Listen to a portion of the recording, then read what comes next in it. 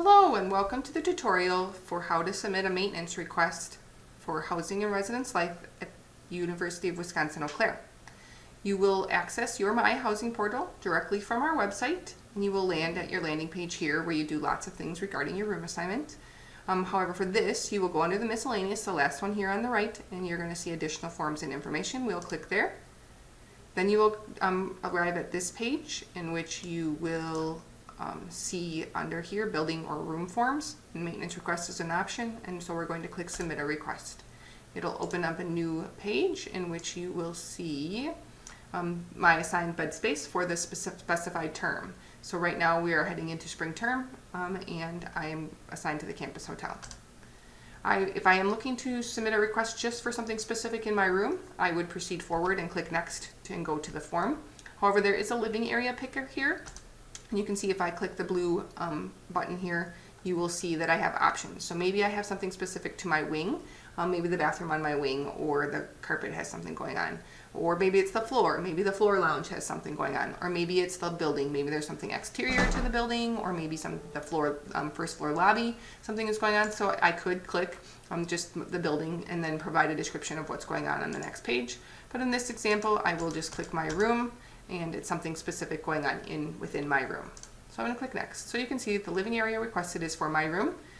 We do ask up here a required field to provide your cell phone number, and you may ask, why do you ask that? Because we do sometimes, from time to time, want to follow up with you, ask you further questions about what is going on, or we may even want to set up an appointment with you. However, when you do submit a maintenance request form, you are authorizing our staff to enter your room without prior notification to you to look at and or repair the concern. I would say in most cases that you will not be notified and we will not contact you via your cell phone prior to the repair occurring, but that is something we may use from time to time. The second field that you will need to enter then is the description. You can say here that it says, please describe in detail the maintenance issue with specific details on the exact location. So I'm going to read the example in the form. The example indicates, request should not say toilet in the bathroom. The request should say there is a leaking toilet in the first floor women's bathroom closest to the lounge. It is the last toilet on the left as you are looking at the stalls. For example, here I will write another one. So it may be the left bed as you enter the room.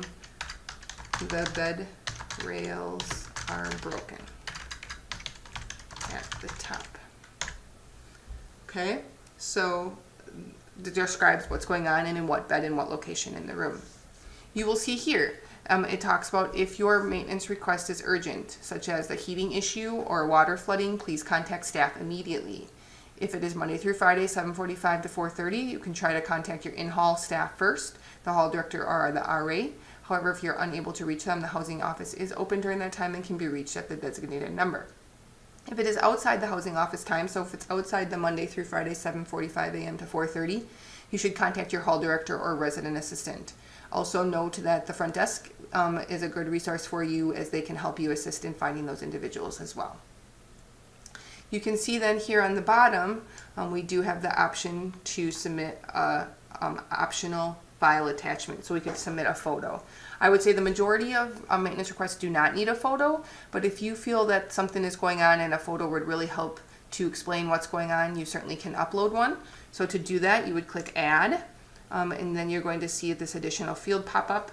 You will click upload, and then an additional box is going to show up, and you can click and drag a photo from your program there.